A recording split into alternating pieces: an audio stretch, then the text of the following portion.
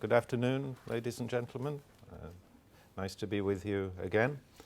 Yes, I want to talk about the African smoked fish business because working in fisheries development for many years in Africa, it's become apparent that this is an immensely important business for a number of different reasons, which I will explain in some detail as we get into this presentation. But really what I'm trying to do in this talk is make a case for a fundamental reappraisal of the approach which we take towards trying to help improve standards and quality in the smoked fish business in Africa. So it is a very useful product to the fishery sector in many countries. It provides a preservation method. Smoking provides a preservation method where there are a few other opportunities such as icing or refrigeration or salting even to be able to preserve the catch.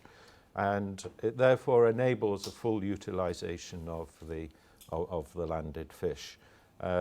Estimates vary, and this is a really important variable to get a handle on in any country where fish smoking is practiced. But something like 78% of the marine catch, we think, in West Africa is destined for smoking. It provides enormous amounts of employment in processing and trading, both wholesaling and retail trading. And the vast majority of the people employed in that business are women. In Ghana, for example, where we have some data, it looks like there are probably 200,000 women engaged in the smoked fish business, in processing and trading. Other countries, there's very little data available. But broadly, it seems that for every 1,000 tons of production, you might have 500 to 800 women dependent on that trade for their jobs. So it has enormous impacts in terms of employment. And in terms of food security also, because it is a way of ensuring that we get fish from the place of production to places of population by preserving the nutritional quality, it contributes to food security. So typically 50 grams per capita per day. And what's also important is when it comes to looking at how people use fish in the home, quite often a small amount of fish is added to a main dish with some vegetables or meat or something like that. So it's small quantities fed over a long time rather than consumption all in one go. It has tremendous advantages as a process because it's not just smoking, it is in fact, technically it is a combination of smoking and drying over a wood fire. That's how we define the process. There is a weight reduction by about 25% to 40%. And because there's a reduced weight and volume, it's therefore much easier to transport than the whole fresh product. It is shelf-stable at ambient temperatures, particularly at the higher temperatures one encounters in tropical countries, and it uses available technology, available materials for it to be produced. And it uses a readily available fuel source. Particularly in coastal regions, this has traditionally been mangrove. But other woods are also typically used. However, there are some disadvantages to the production methods. We have high levels of fuel inefficiency because of the design of the kilns which are used. There is deforestation of mangroves and other wood resources. The product, although it is shelf-stable to bacterial decomposition, it is susceptible to mold and insect attacks, so it doesn't mean the product is immune to deterioration. It can be, depending on the species, very delicate and therefore needs some care in its handling because it can easily be broken with losses incurred. And there are disadvantages to the process workers and the consumers due to the smoke content of the product. And this is one of the things which does concern us quite significantly. And I think this is perhaps going to be a major point in my paper, in my presentation, that we haven't really got to grips with the public health impacts for Africa of the consumption of high levels of smoked fish with these compounds, the PAHs, the polycyclic aromatic hydrocarbons. It's a whole family of compounds which are produced by the partial combustion of wood. If it was the complete combustion, it wouldn't be a problem because we would have carbon dioxide and water, but it's partial combustion. So there are a whole range of chemicals produced which are based around a benzene ring, hence the cyclic, polycyclic aromatic hydrocarbons. And this family of chemicals are well established. It's well established that they are carcinogenic and they are mutagenic. That means they potentially affect the fetus and the germ cells, the sperm and the ova. So they're quite dangerous chemicals. And in fact, because of the way in which they operate, there are no safe levels. Small amounts add to the probability, small amounts in the diet add to the probability that there will be a cancer caused. So there is no safe level that can be determined. And there are many papers in the academic journals which look at the health impacts and try to link cancer rates to the consumption of smoked foods. And in fact, quite a lot of the pioneering work on this was done in Iceland because there are traditional Icelandic products, smoked lamb and so on, which are quite heavily smoked, and it was one of the areas where these concerns became first expressed. So there is a health concern which has caused a number of regulators around the world, particularly in developed countries, to come up with a regulatory approach. And this is the EU approach, which arose out of a paper published by the Scientific Committee on Food. This was the precursor to the European Food Safety Authority, which now does these risk assessment exercises on chemicals and materials which can affect public health in food. And they came up with a scientific opinion on the impacts on human health of these compounds. And it was clear that there was a very proven link between consumption and cancer rates, both in vivo and in vitro studies. And there was this paper is very interesting because it talks about different levels of different compounds and their carcinogenic impacts. But this paper concluded that at least 13 of these polycyclic aromatic hydrocarbons are genotoxic and carcinogenic. There is no threshold level at which they can be assumed to be safe, so that you can't set a safe exposure limit, and therefore exposure should be as low as reasonably achievable by technological means, if we are going to accept these products onto the market. And that underpinned the development of regulations. The European Commission then proposed a technical regulation which set limits to PAHs in foods. And these are the regulations, 1881 for the levels and 333 which sets down the sampling and analytical methods. And since 2006, when these limits were introduced, we've seen a progressive lowering of the limits in a wide range of foods, as the regulators have sought to cause the industry to adjust their processes to be able to reduce the amounts of PAHs in food. And this has been a very clear policy from the food safety regulators in Europe.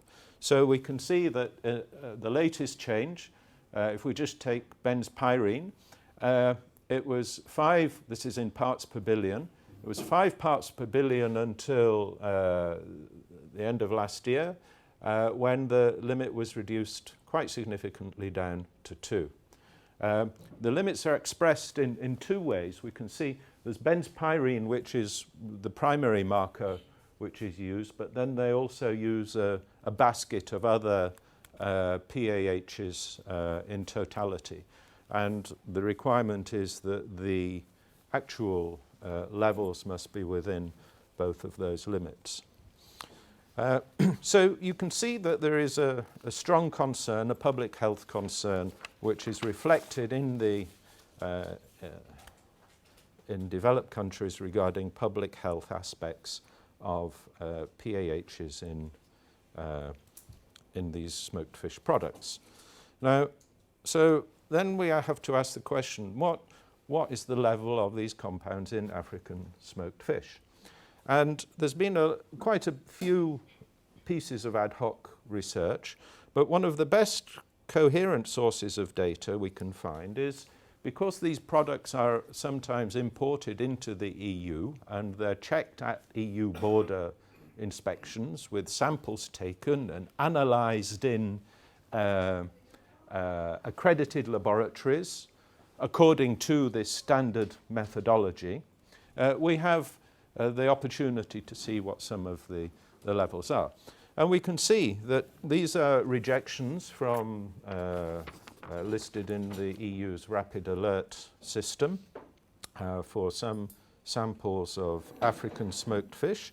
And we can see, bearing in mind that the PAH limit is 2, we have 6.2, 35, 36.7, 33, 45, 61. So in some cases up to 30 times the limit. So clearly there's an issue there in that the production technologies employed typically in African products are not able to or can potentially deliver quite toxic products. Now, I'm not showing this data so much from the point of view of its impacts on trade. I'm using it to illustrate what are the typical levels which may be encountered in African smoked fish products because, of course, it has implications for public health. Now, one of the themes that always comes up, however, is that, we have to try to come up with new smoking technologies to be able to meet these new requirements coming in from Europe. And I've had that quoted to me many, many times. But the international trade implications in terms of formal trade of smoked fish are relatively minor. So if we take Ghana, sorry, this is a little bit faint, but what it shows is the makeup of trade from Ghana over different years, and the the pale pink actually is canned tuna. So you can see that the majority of the trade is made up by canned tuna. And in fact, the total, out of the total levels here of some $150 million, sorry, maybe only 100,000 per year is due to smoked fish. So it's relatively insignificant in terms of the overall trade pattern.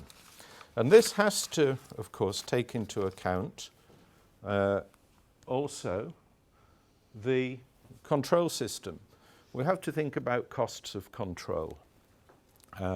Because when you look at again, this is based on the Ghanaian data, we have the supply chain for canning, generating something like 100 million euros, $130,000 million. For smoked fish, about 100,000 or so. And when you look at the rejections of this product entering the European Union, all of this 100 million euros gave one rapid alert. Here, 100,000 euros worth of trade gave, I think we have 11 rapid alerts. So you can see that from a control point of view, the big headache for the competent authority is this. And in fact, the problem is that ultimately this kind of evidence says to the international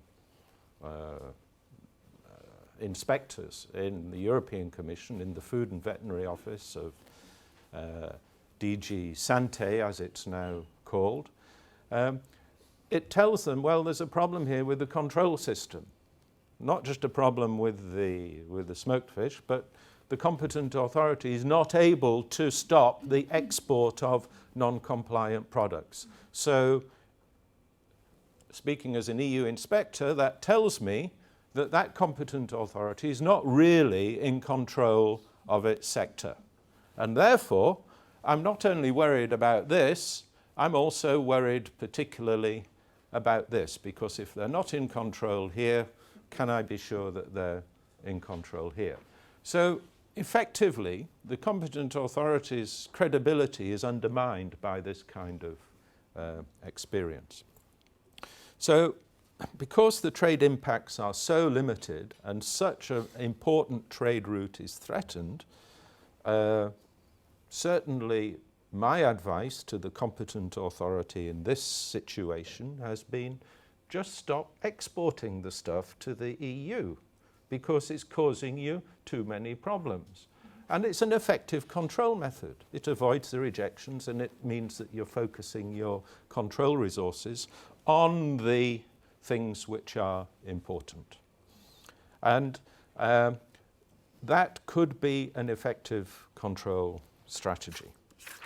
So I don't think when we talk about the importance of trying to control PAHs in smoked fish, I don't think that the compliance with international regulations like the EU's is actually one of the major drivers to change the process, to come up with developments in this area.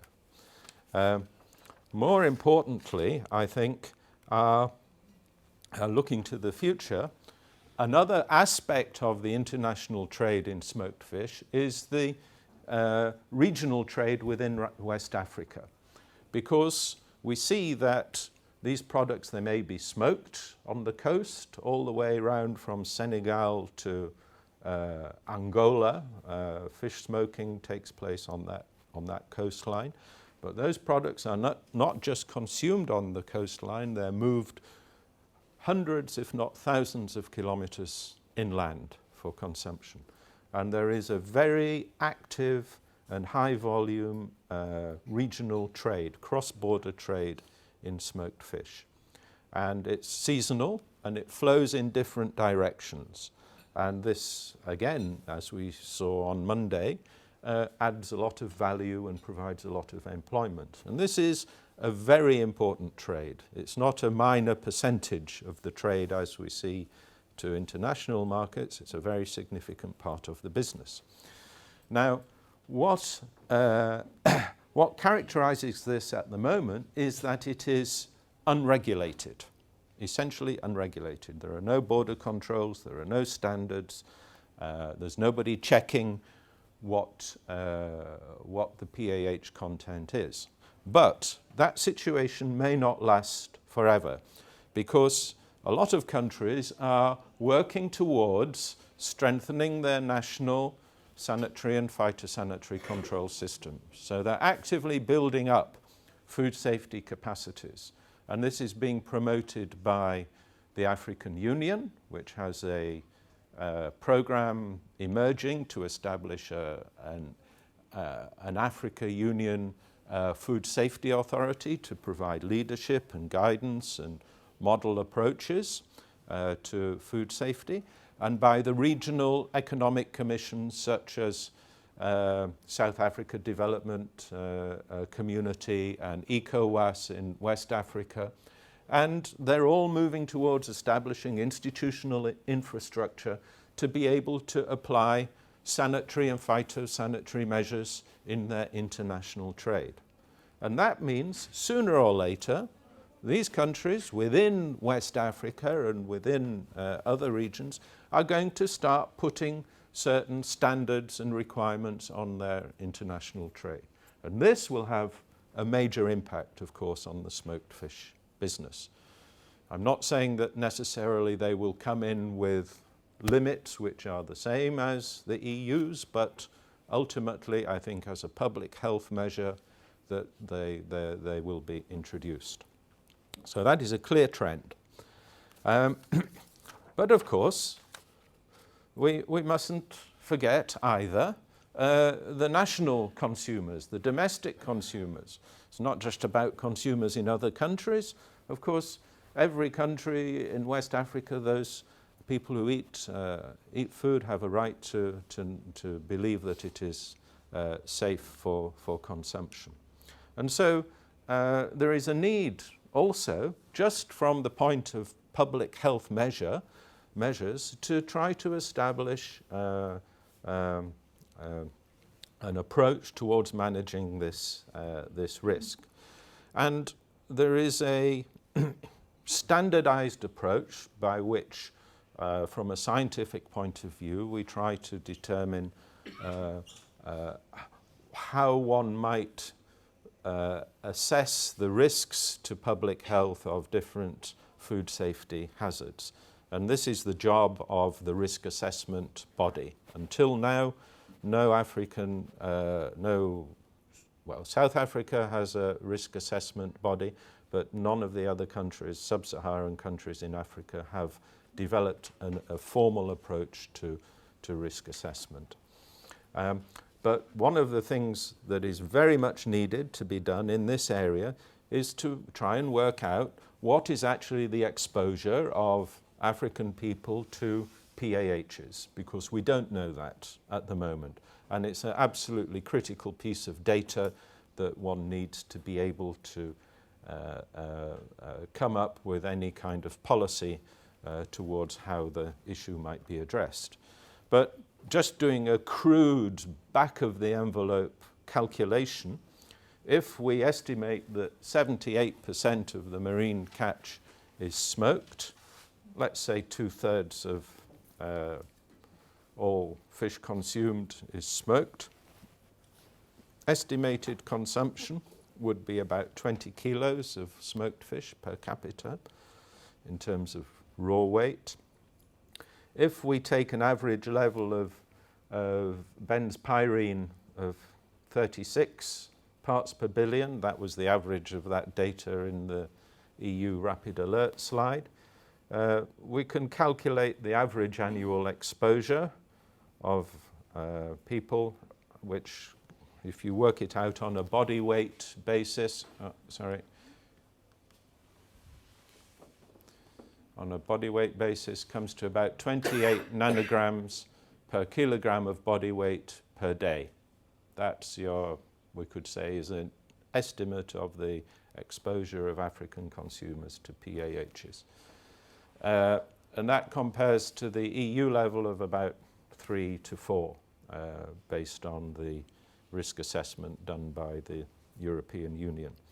So what that suggests is that based on fish consumption alone, African consumers are perhaps consuming 10 times as much of these carcinogenic materials as your average European consumer.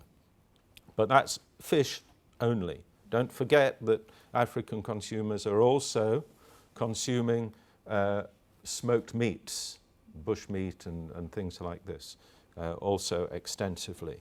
And furthermore, that PAHs in smoked foods aren't the only carcinogens which are prevalent in the African diet, because aflatoxins, which are toxins of fungal origin, are also very prevalent in grains and things like groundnuts and so on. So the average African consumer is exposed to high levels of aflatoxin, high levels of PAHs in the diet. And these things affect the same sites. They affect the liver, the stomach, and the intestines. And these are the sites where we see perhaps elevated risks of cancers. So if you live in West Africa and if you eat groundnut stew with smoked fish in it, then I think you're perhaps living a fairly high-risk lifestyle there. Unfortunately, that's one of my favorite dishes. So, yeah. But yeah, sometimes you have to live dangerously, right? Yeah. Okay, so anyhow, there's a public health risk here which needs a kind of policy response to it. We have to look at the technologies. Why are the levels of these toxins so high? And of course, there are a wide range of different technologies available. The traditional ones are the ones which cause the higher levels of smoke content. This is a chokor oven with the fire at the bottom, clay walls, and then trays which are stacked on the top. This is now reasonably commonly used certainly in Ghana, less so in other West African countries, which tend to use maybe similar design, but just with a grill on the top and without the trays. The key to reducing PAHs is to establish control over your process by establishing control of your process variables. Essentially, when fish is smoked in these kind of kilns, there are two processes going on. One is drying and the other is smoking. And the preservative effect comes from both reduction of the water activity, the drying, and from the application of smoke materials in two phases. A particulate phase, which is small bits of smoke, if you like, and a vapor phase. And much of the evidence is that the PAH levels come from the very surface of the product where most of the particulate material is deposited. And that's what often gives that dark color. And if you know these products, you can see them being very heavily smoked.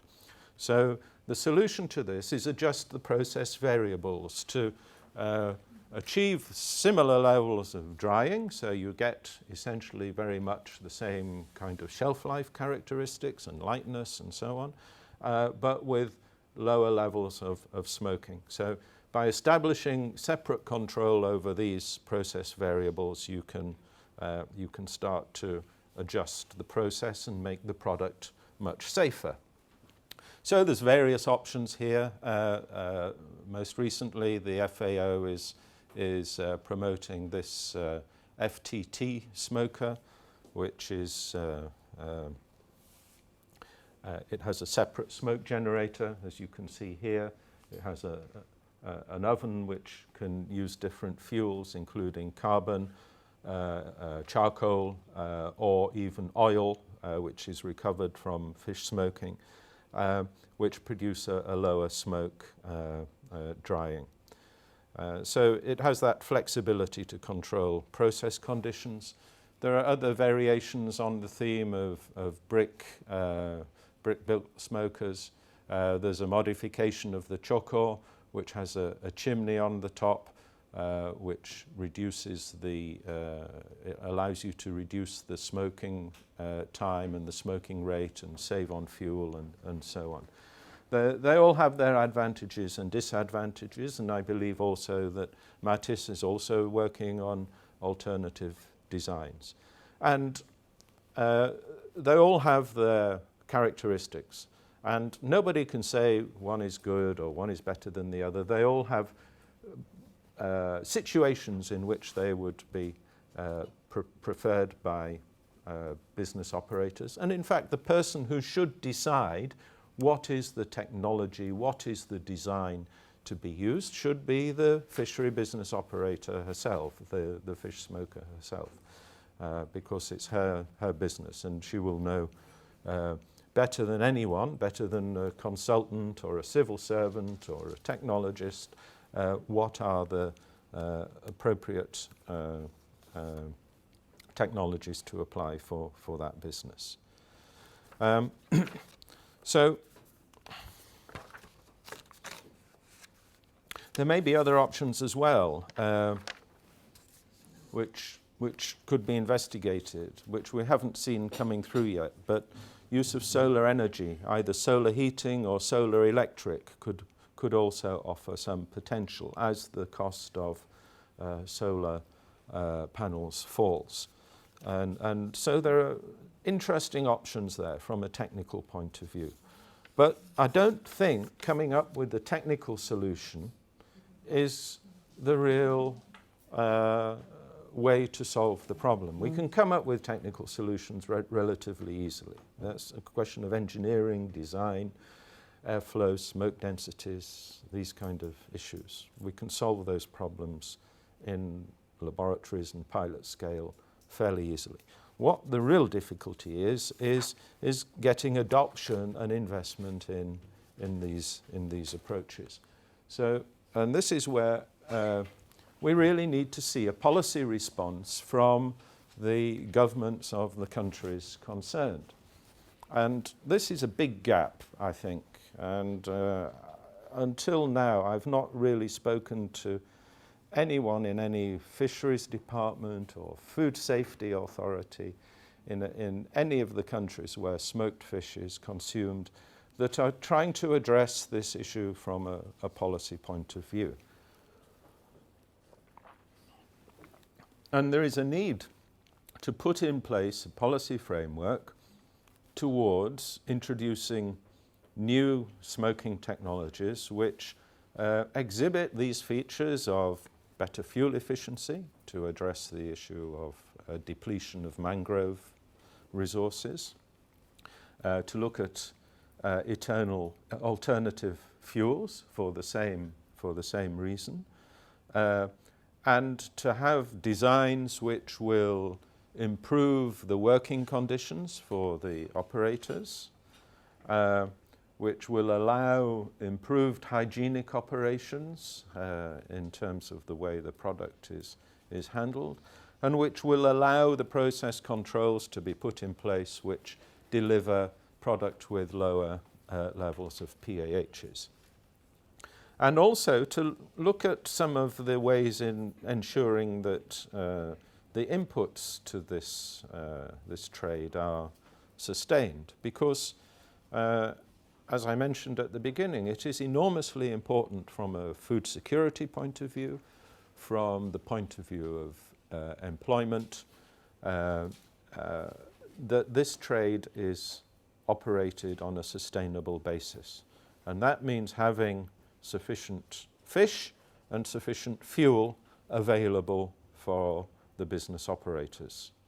And that as a policy objective, again, is not clearly expressed in any of the policy documents which we look at for the fishery sector. So, for example, fuelwood plantations could be supported. Sustainable fisheries, of course. We all think, yeah, it's important to have sustainable fisheries for the fishermen. It's also important to have sustainable fisheries for the processors. Or if you don't, they need access to imports.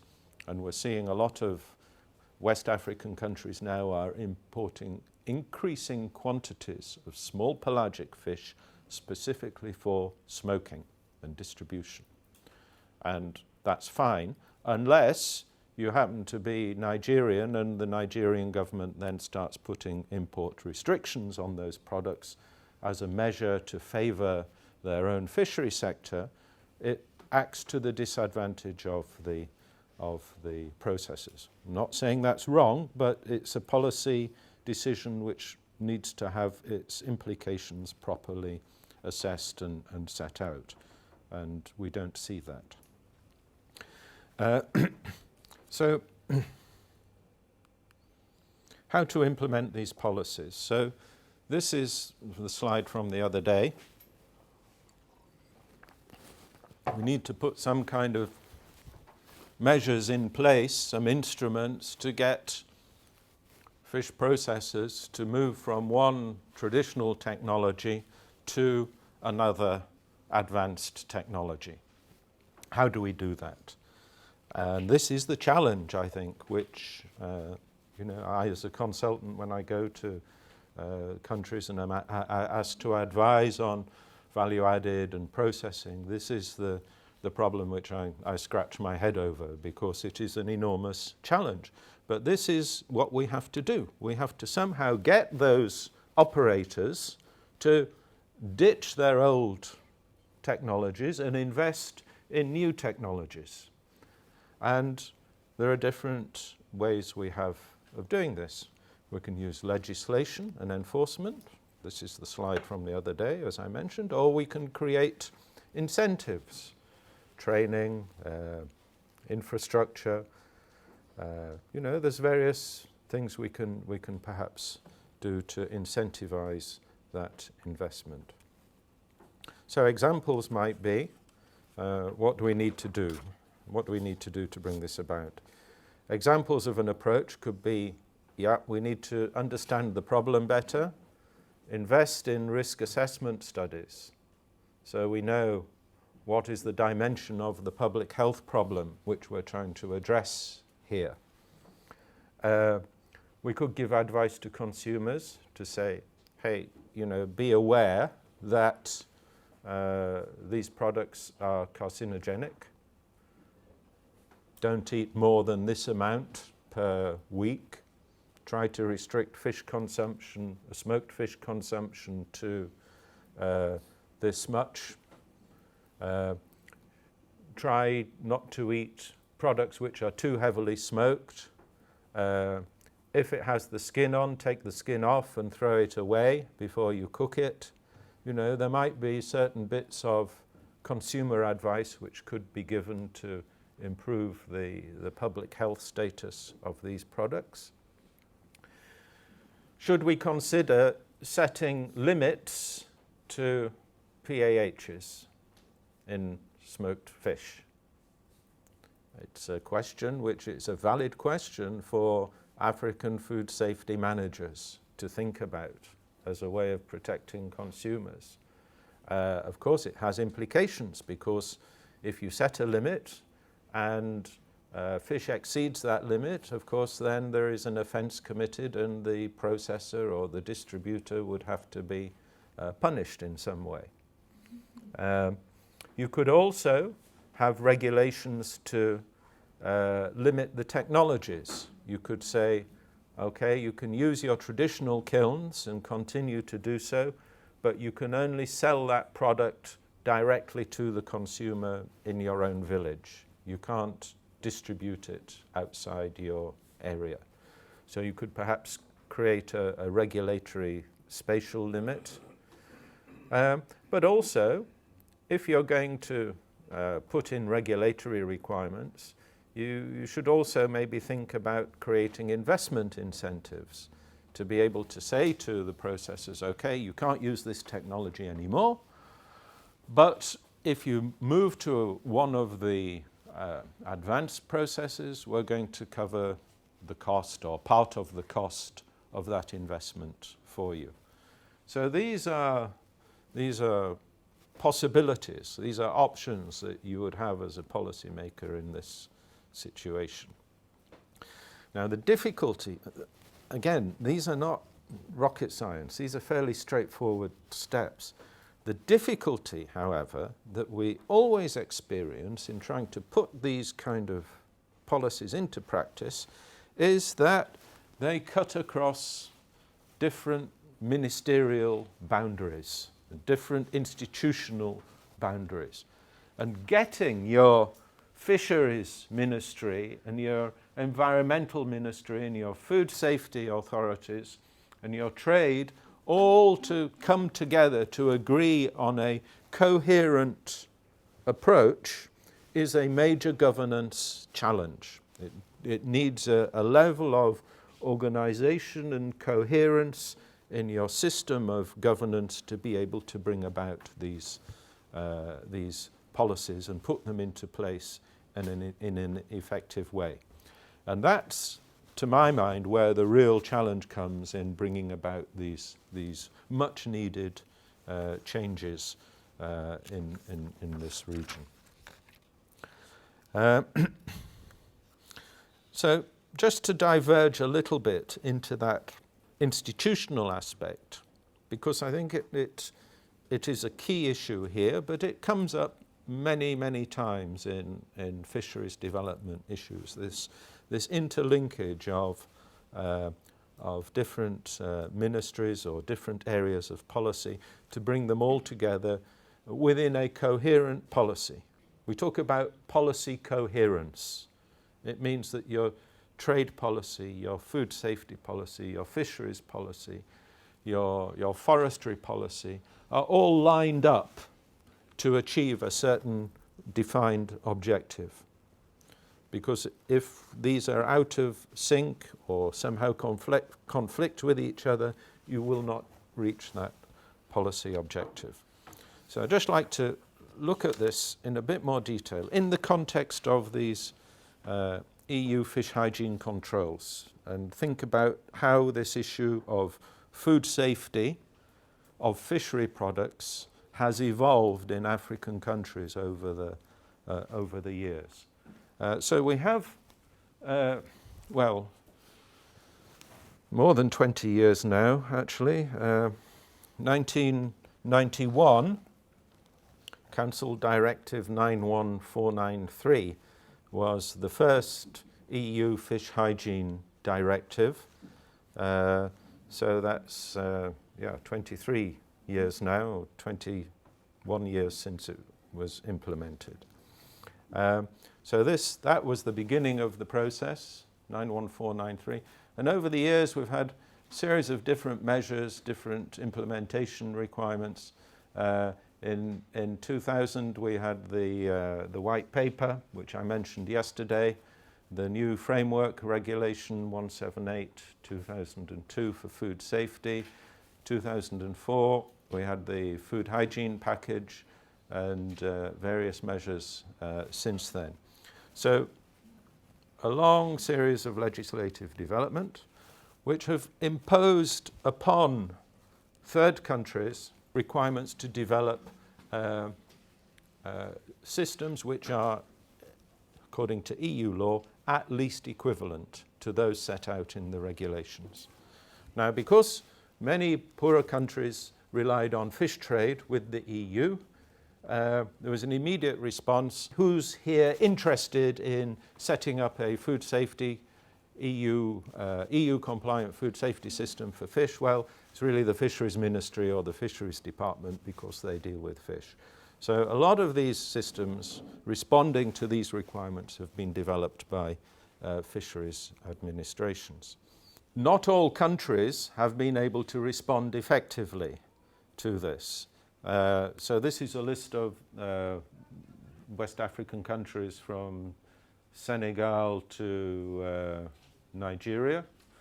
And in fact, we can see there are 4 countries, Guinea-Conakry, Guinea-Bissau, Liberia and Senegal, which have never been able to develop control systems which are in line with EU requirements. So whilst the others, in the other countries, there's about 113 EU standard establishments, 200 plus vessels, various ones approved. You know, there's been a degree of success there in developing that, those systems. But 4 countries have not been able to do that. So 7 out of those 13 countries have access. 2 have restricted access, limited products, and 4 countries without export controls which meet EU requirements. So you could say, well, there has been a degree of success there in actually achieving these standards. But who are the competent authorities? Who's doing this? Well, like I said, in a lot of the countries, there was a response from the Fisheries department. These are the countries which can export to the EU. These are the ones which can't. But in Côte d'Ivoire, the Gambia and Ghana, it isn't the Fisheries body which is responsible for these food safety controls. And also in, I think that's Sierra Leone. So in Côte d'Ivoire, you have the veterinary service. In the Gambia, you now have a food safety authority. It was originally Fisheries, but Gambia created a food safety authority, transferred responsibility for food safety of fishery products to their new authority. In Ghana, it's a standards body, standards authority. Sierra Leone is the Ministry of Health. So, you know, it doesn't have to be the Fisheries administration. And in fact, we have to bear in mind that it is indeed a sovereign decision of any country how they organize their control system. And the EU has nothing to say about who should develop this. But there is a perennial argument. Almost every country we go to, even where they have long established competent authorities which have proven capacities, we still have complaints and gripes about why are these people the competent authority, and shouldn't it be this ministry and shouldn't it be that ministry. So, you know, and the fights are usually, these turf wars are usually between fisheries, public health and standards institutions. And of course, you know, everybody can come up with reasons why their institution is the one that should be responsible. And of course, there are good and bad reasons in all cases. So, of course, the Fisheries Department has good knowledge of what's going on in the fishery sector. They know who the operators are and so on. However, think about it, maybe there is a conflict of interest. As I mentioned yesterday, how can you go in the morning to an establishment or to an operator and say, we're here to help you develop, find new markets, grow, operate sustainably, and then in the afternoon go back and say, hey, you're not complying with this, that and the other, I'm going to send you to prison. Very difficult to do that if you're the same organization. Health, of course, they have wider food safety interests, and they have good knowledge of food safety conditions, but less awareness of the sector and also multiple functions. Fish might only be a very small part of their wider food safety interests. Similarly, standards, they have good links into the trading system, into international standards, but they tend to focus more on the product rather than the farm to fork controls along the supply chain. So, you know, there are pros and cons in all cases. The problem is, in many of these cases, where a competent authority has multiple functions. That means food safety is only one of several functions. Food safety of fishery products is only one of several functions which compete for resources. It makes it difficult to trace and control the origins. We spoke about traceability yesterday. And in order to operate a traceability system, there has to be fairly well-defined systems, particularly linking domestic activities to imports. Again, cross-cutting some of these areas, customs authorities with fisheries and so on. When it comes to aquaculture, we need to integrate veterinary medicine and residue controls within the system. And that becomes very difficult when it's, because these are cross-cutting issues. Veterinary medicines are not just used for fish, they're also used for other animals. So you have to have a unitary veterinary medicine control regime. You can't just build it for fish on one hand and for poultry on another and other animals on another. You have to have a single regime because these things are all prescribed and applied and controlled within the same system. So how do you deal with that? Other issues such as how to retain technical expertise within the function. If you have if you're a fisheries officer in a fisheries department and you develop some expertise in hygiene and sanitation and you get promoted, you may well be promoted outside of that discipline into another function, inland fisheries, or into managing aspects of international trade and so on. And the risk, which we'll talk about tomorrow, of focusing too much on laboratory testing. So these are some of the experiences which are leading us towards, generally in food safety, towards a kind of trend for establishing a unitary food safety authority. I won't go into this in too much detail, but this is one of the recommendations which slowly we're seeing many food safety regimes moving towards this, towards establishing these food safety authorities, as they've done in Gambia, and then bringing in the food safety of fishery products to the overall food safety system. And there are distinct advantages to this in terms of controls along the supply chain, in terms of allocating resources specifically according to costs and benefits of different sectors, of integrating your sanitary and phytosanitary controls across animal health and plant health, because these things are not isolated. Animal health issues are linked to food safety by veterinary medicines, plant health issues by pesticides, and a whole range of different advantages, avoiding conflict of interests, uniform approaches to ensuring the integrity, anti-corruption measures, and these kind of things. We can maybe talk about that in more detail individually. Costs of compliance, again, we have to think about that in terms of the policy framework, because when you come up with a new regulatory measure, it's going to cost your private sector operators money to upgrade, and it's going to require investment from the public purse as well. So we have investment costs and we have operating costs. So private operators are going to have to upgrade their establishments and equipment. If we're talking about smoked fish, invest in fuel wood plots, all of these things. The green is public money, the blue is private money. So some of that cost could be supported by public investment.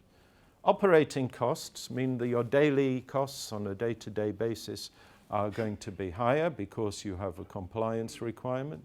So monitoring, traceability, HACCP, sanitation costs, pest control, all of these things are considered to be operating costs.